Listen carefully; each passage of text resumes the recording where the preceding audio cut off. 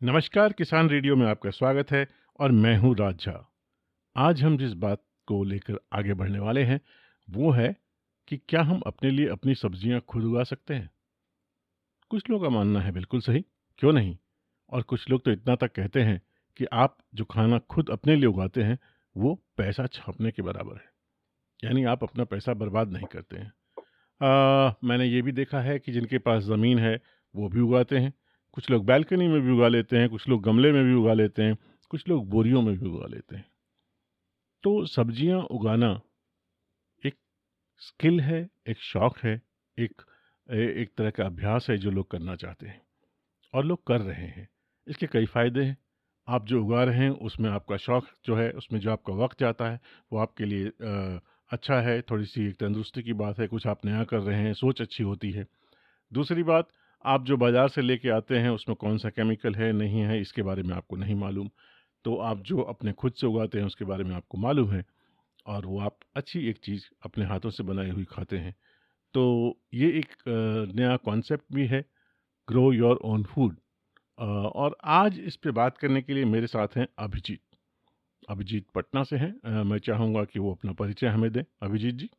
मेरा नाम अभिजीत नारायण है और मेरे स्टार्टअप का नाम ग्रीन शेल्टर एलएलपी है।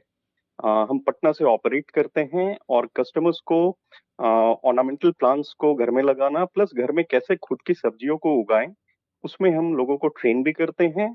और उससे रिलेटेड जो भी एसेसरी आइटम्स है जैसे कि पॉट्स हैं, सीड्स हैं, फर्टिलाइजर्स, कोकोपेट, ये सारी चीजें प्रोवाइड करते हैं। तो बेसिकली हमारा काम ये है कि हम लोगों को ये समझाते हैं कि आप थोड़ी सी जानकारी इकट्ठा करके घर में बहुत ही हेल्दी 100% ऑर्गेनिक सब्जियां बहुत आसानी से उगा सकते हैं।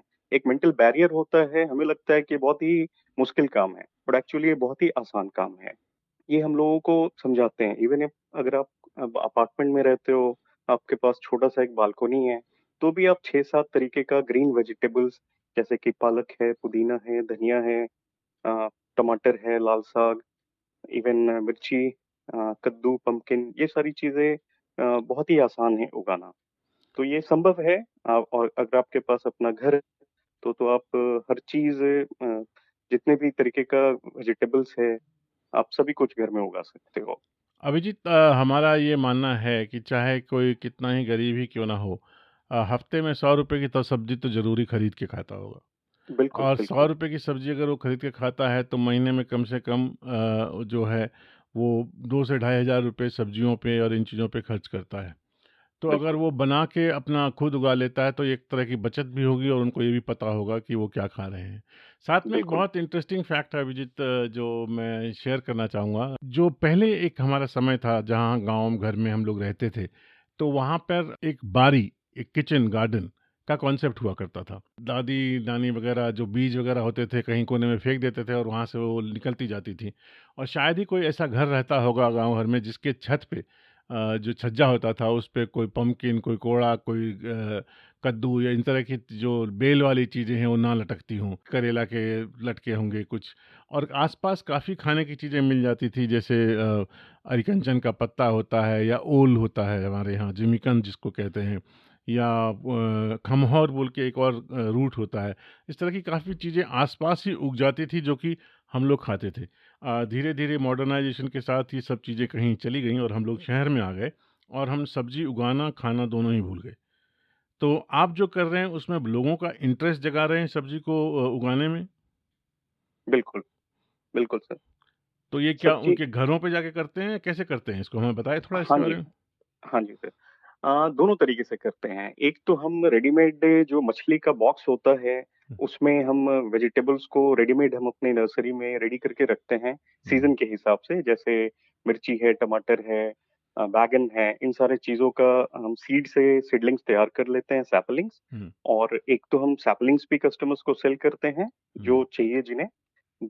और जिन्हें पूरा रेडीमेड सेटअप चाहिए कि हमें प्लांट लगा हुआ हो, रेडी टू फ्रूट हो, वैसा आप एक किचन गार्डन का सेट दे दो, टमाटर लगा हो, भिंडी लगा हो, तो वो भी हम देते हैं। प्लस जिनके पास जगह है, जो ज्यादा इंटरेस्टेड है कि नहीं, मेरे को आपका जो कंसेप्ट है 5-6 सब्जी का, वो मुझे अपने घर में उगाना है। जैसे leafy vegetables are very easy to grow. और ये नॉर्मली हमने पाया है सर कि इन जैसे पालक है, पुदीना है, धनिया है, इनमें ना इंसेक्टिसाइड्स बहुत स्प्रे होता है क्योंकि कीड़ा बहुत आता है। So it is also harmful for the health. तो हम लोगों को ये उगाना बहुत ही आसान है। सीड आप बस छींट दो पॉट में, वो पौधा निकल आता है 10 से 15 दिनों में। तो ये हम लोगों को बताते हैं कि जो आसान है वो तो आप उगा लो। जैसे पालक बहुत ही हेल्दी चीज है और बहुत ही आसान है ग्रो करना, मोस्टली 12 महीने उगा सकते हैं। तो ऐसी ऐसी आसान चीज हम कस्टमर्स को बताते हैं ताकि उनका कोई लॉस भी ना हो। और ये सीड पैकेट्स हम लोग 10 रुपए में ही सेल करते हैं। तो कस्टमर का एक्चुअली ना के बराबर पैसा लगता है। मतलब 100 रुपए में आप 3-4 पौधे घर में लगा सकते हो सब्जी का, जो कि आपको पूरे महीने सब्जी देता जाएगा। मतलब अगर 4-5 लोगों का एक फैमिली है तो उनके लिए सफिशियंट पालक निकल सकता है, धनिया निकल सकता है, पुदीना है। ये सारी चीजें बहुत ही आसान है, लाल साग है, एंड इट्स वेरी हेल्दी। और अभी के सिनेरियो में जब लॉकडाउन है, आप बाहर नहीं जा सकते हो सब्जियों के लिए, तो जो ग्रीन वेजिटेबल्स है ये पेरिसेबल होता है। अब 2-3 दिनों से ज्यादा स्टोर नहीं कर सकते हो।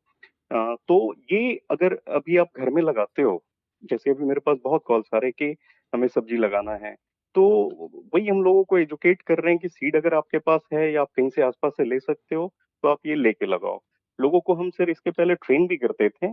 3 कस्टमर्स के लिए हमने किचन गार्डन भी बनाया था, wherein, जिनका कि अपना घर था। सो दे वांटेड कि हम छत पे पूरा मेरे मेरे महीने का जो सब्जी है वो हम उगा सके, तो वो भी हम लोगों ने सेटअप किया था। तो वी डू बोथ, प्लांट भी सेल करते हैं और लोगों के घर पे जाके ट्रेनिंग भी देते हैं। Not bad. अभिजीत, हम मैं इसको इस तरह से भी देख रहा था कि इस वक्त जब लॉकडाउन के समय काफ़ी सारे हमारे जो मजदूर भाई लोग हैं वो लोग वापस अपने गांव वापस आए हैं जहां पे रोज़गार के उतने साधन नहीं हैं। लेकिन अगर वो चाहें तो छोटी छोटी नर्सरियां लगा के सब्जियों के छोटे छोटे पौधे लगा के पनेरी बना के उनकी और वो बड़े घरों में बेच सकते हैं, जिससे काफ़ी अच्छी इनकम हो सकती है। और जो सब्जियां उनको बच जाएंगी या जो पौधे बच जाएंगे उनकी जो सब्जियां निकलेंगी उससे भी अच्छी इनकम हो सकती है। इस बारे में हमने थोड़ा-सा सर्वे भी किया था कि जो लैंड है, थोड़ी बहुत लैंड हर एक जगह मिल जाती है या लोग देने को तैयार हैं कि अगर मैं आपकी इस थोड़ी ज़मीन पे सब्ज़ी उगा लूँ, मैं आपको भी दे दूँगा और जो बच जाएगी कमा लूँगा। इस तरह की अरेंजमेंट करके एक इनकम का एक नया ज़रिया शुरू किया जा सकता है। क्योंकि हमें बार-बार ये देखना है कि जो हमारे माइग्रेंट लेबर है, क्या वो अपने ही देश में कुछ कमा सकती है। और वेजिटेबल मेरे ख़्याल एक अच्छे मुनाफ़े का बिज़नेस होगा। करीब इसमें किस तरह का परसेंटेज प्रॉफिट देखा जा सकता है अगर कोई इसको एज ए प्रोफेशन करता है तो?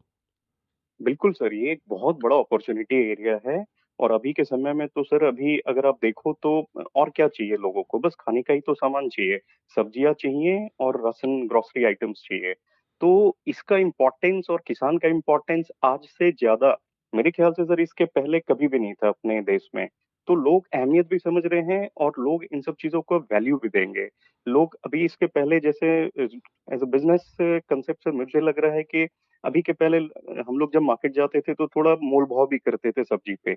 इस वक्त कोई नहीं कर रहा। जिस रेट में भी सब्जियां बिक रही हैं, लोग खरीद रहे हैं। और शायद अब ये आने वाले दिनों में भी होगा, क्योंकि लोगों को थोड़ा इम्पोर्टेंस समझ में आ रहा है। तो जो किसान सर अपने बिहार में वापस आ रहे हैं, उनके लिए एक बहुत बड़ा अपॉर्चुनिटी है। इवन बहुत सारे कस्टमर्स ऐसे भी होते हैं जिनके पास अपना जमीन है थोड़ा बहुत, तो वो हमारे पास भी आते हैं। वो कहते हैं कि आप हमें माली दे दो या ट्रेंड आदमी दे दो जो मेरे लिए ये सारा कुछ महीने के बेसिस पे कर दे। तो किसान के पास दोनों अपॉर्चुनिटी है। एक तो वो सब्जी उगा भी सकता है, प्लस लोगों को मतलब लोगों के गार्डन्स को वेजिटेबल्स ग्रो करने में, वहां पे भी एक उसके पास एक कमाई का जरिया है बहुत ही अच्छा। जी, मैं देखता हूँ कि हमारी सोसाइटी में यहाँ पे एक माली आते हैं जो हर एक घरों में जो गमले-वमले लगे हैं उनकी देखभाल करते हैं और वो पर हाउस मेरे ख़्याल 400 से 500 रुपए लेते हैं महीने का। और वो हार्डली कोई 15-20 मिनट रोज़ लगाते हैं। तो सोसाइटी में उनका वक़्त कोई 3 या 4 घंटे लगता होगा। लेकिन एक मंथली इनकम है। मैंने उनसे एक बार पूछा भी था कि क्या ये आपका अपना पक्का टाइम है? तो बोले नहीं, इसके बाद मैं एक फार्म हाउस पे चला जाता हूँ जहाँ सब्जियाँ उगाता हूँ और वहाँ से वो सब्जियाँ जो हैं मंडी में जाती हैं। ये मेरा अपना पर्सनल काम है, तो इससे मेरे को थोड़ी-सी एक्सटर्नल इनकम हो जाती है। सब्जियों को उगाकर उनको बेचना, या इसमें भी कई तरह के लोग आ जाते होंगे। कुछ जो जैसा आपने बताया सैपलिंग्स बनाते हैं या बीज को उपजा के छोटे पौधों में बदलते होंगे। कुछ ऐसे जो बड़े पौधे लगा के उनकी देखभाल करके उपज देते होंगे, कुछ ऐसे जो उपज को निकाल के बेचते होंगे। तो इसमें 3-4 कैटेगरी की एम्प्लॉयमेंट पॉसिबल है। और हमारे यहाँ तो गैंजेटिक प्लेन के जहाँ पे भी सॉइल है, सब्जी के लिए हमारे यहाँ वातावरण, पानी, सॉइल कैसा है आपके हिसाब से? सर बहुत ही अच्छा है और बहुत ही अच्छा रिजल्ट आता है। मतलब सब्जी उगाना, जो खर्च है वो initial one time infra cost है। उसके बाद तो जमीन को जब आप समतल कर लेते हैं, जमीन को थोड़ा रेडी कर लेते हैं सॉइल टेस्टिंग के बाद, जो कि आसानी से हो जाता है। उसके बाद जो खर्च है वो सीड और थोड़ा सा खाद में ही है। सीजन के हिसाब से जो हम वेजिटेबल्स लगाते हैं उसमें कोई ग्रीन नेट वगैरह का भी खास जरूरत नहीं है, सीजन के हिसाब से अगर है तो बहुत ही अच्छा कमाई का जरिया है। प्लस सर, जैसा अभी आप सजेस्ट कर रहे थे, सैपलिंग तैयार करना, हमारे पास बहुत सारे किसान ऐसे आते हैं जो बोलते हैं कि आप मुझे रेडी सैपलिंग दे दो। मतलब सीड से सैपलिंग तैयार करने में 10 से 15 दिन लग जाता है। तो ये भी एक नया एक किसान के लिए रोजगार का जरिया हो सकता है कि वो सीड से सैपलिंग तैयार रखे और किसान को भी बेच सकते हैं बल्क में। कस्टमर्स तो परचेज कर ही लेंगे थोड़ा बहुत, बट बल्क में दूसरे किसान भी खरीद सकते हैं। जैसे भिंडी है, बैगन है, बहुत सारे किसान आते हैं हमारे पास जो कहते हैं कि हमें 500 पीस उसका दे दो, बैगन का दे दो या भिंडी का दे दो। तो ये भी एक बहुत ही अच्छा जरिया हो सकता है। मतलब प्रोडक्शन तो है ही, सब्जियां उगाना वो तो एक ऑप्शन है ही, प्लस सैपलिंग तैयार करना भी एक बहुत बड़ा बिजनेस का अपॉर्चुनिटी हो सकता है किसानों के लिए। तो ये जो हमारी माइग्रेंट फोर्स आई है, अगर इसको ऑर्गेनाइज किया जाए और इनको साथ समझाया जाए कि सब्जियों का बिजनेस कैसे हो सकता है, किस तरह से हम इसको एक कोलैबोरेटिव एफर्ट करके और इसको एज अ प्रॉफिटेबल बिजनेस में टर्न आउट कर सकते हैं, क्योंकि सब्जियां तो 12 महीने चाहिए, खाने के लिए चाहिए, हर जगह चाहिए होती हैं। और बिल्कुल। रेट कॉन्ट्रैक्ट्स पे भी निकल सकता है, जहाँ आपके पास 12 महीने किसी होटल या किसी हॉस्पिटल या इस तरह की जगहों का जहाँ स्पेशल सब्जियों की ज़रूरत होती है, तो उस दायरे में भी हम लोग काम कर सकते हैं। अभिजीत, स्कूल्स का क्या है? क्योंकि मेरा मानना है कि जब तक बच्चों में इंटरेस्ट नहीं जमेगा, तब तक उनको भी समझ नहीं आएगी ये खाना कहाँ से आता है। मैं कई बार पूछता हूँ, बेटा ये दूध कहाँ से आता है? तो बोलता है मदर डेयरी से। तो जब तक उन्हें पता ना लगे कि एक अन्न को उपजाने में 200 दिन लगते हैं, कितनी मेहनत लगती है, तो क्या आप ये स्कूल्स में भी ये प्रोग्राम करते हैं? सर, हम लोगों ने स्कूल्स में भी किया है प्रोग्राम। जैसे पटना में डीपीएस है, डॉन बॉस्को है, और भी डीपीएस वर्ल्ड करके एक स्कूल है, वहाँ भी हमने किया है।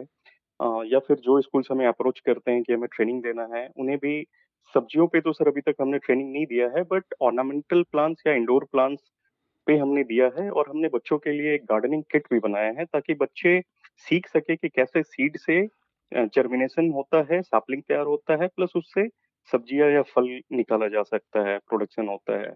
तो ये स्कूल्स में सर हम बच्चों को ट्रेनिंग देते हैं, प्लस हमने गार्डनिंग किट बना रखा है जिससे कि बच्चे घर में सब्जियां उगा के खुद प्रोडक्शन कर सकते हैं किचन गार्डन के थ्रू। मैं अपने सुनने वालों को बताऊं कि मैंने एक ऐसी केस स्टडी देखी है नायरोबी में, जहां एक बड़े साइज का, समझ लीजिए करीब 1.5-2 मीटर की चौड़ाई वाला और करीब करीब 5 फुट ऊंचा एक बोरा, जो पुराने बोरों से सिल के बनाया जाता है, उसमें मट्टी पानी ये सब मट्टी खाद वगैरह रोड़े पत्थर भर के उसको तैयार करके उसमें बाहर से छोटे छोटे छेद काट के और उसके अंदर बीज घुसाए जाते हैं। ये एक न्यूट्रिशन प्रोग्राम के तहत स्कूल में चालू किया गया था, और स्कूल के बच्चों ने स्कूलों में ही सब्जियां लगाई थीं, जो कि उनके खाने के साथ एज ए सैलेड उनको खाने के लिए मिलती थी, अपनी लगाई हुई सब्जियां। और उस स्कूल के बच्चों के सेहत में बहुत सुधार आया था। खास करके जिस तरह की सब्जियां की बात हम करते हैं, जो गाजर है, मूली है, टमाटर है, धनिया है, पत्ता है, और वहाँ पे जो सहजन, मोरिंगा जिसको कहते हैं, उसके पेड़ लगाए गए थे, जिसके पत्तों की चटनी और मोरिंगा को दाल में डाल के जो मिड डे मील होता है वो दिया जाता था। और इससे वहाँ के लोगों को जो हेल्थ है, वो बच्चों की काफ़ी इम्प्रूव हो गई थी। तो सब्जियों को लेकर अगर जागरूकता रहेगी और हम खुद अपनी सब्जियां उगा सके या उगा सकें साथ में मिलके, तो ये एक बेहतरीन प्रोजेक्ट होगा। अभिजीत, मैं चाहूँगा आप अपना नंबर अगर आप चाहें तो लोगों को दे सकें, जो बिहार में हैं या बाहर भी कहीं हैं, आपसे संपर्क करना चाहें तो कर सकेंगे। आपकी संस्था का नाम भी बता दीजिएगा। मेरी संस्था का नाम है ग्रीन शेल्टर एलएलपी। पटना में ये आशियाना दीघा रोड में है, वहीं पे हमारा नर्सरी है, वहीं से हम लोग ऑपरेट करते हैं। और मेरा मोबाइल नंबर है 9102456235। थैंक यू अभिजीत, हमसे बात करने के लिए, किसान रेडियो से जुड़ने के लिए। मैं फिर आपके पास आऊँगा कुछ सब्जियों की जानकारी, और अगर आप हमारे साथ साझा करना चाहेंगे और लोगों को बताना चाहेंगे। आज के कार्यक्रम में इतना ही, फिर मिलते रहेंगे। And thank you Abhijit once more. Thank you sir, thank thank you you. Sir.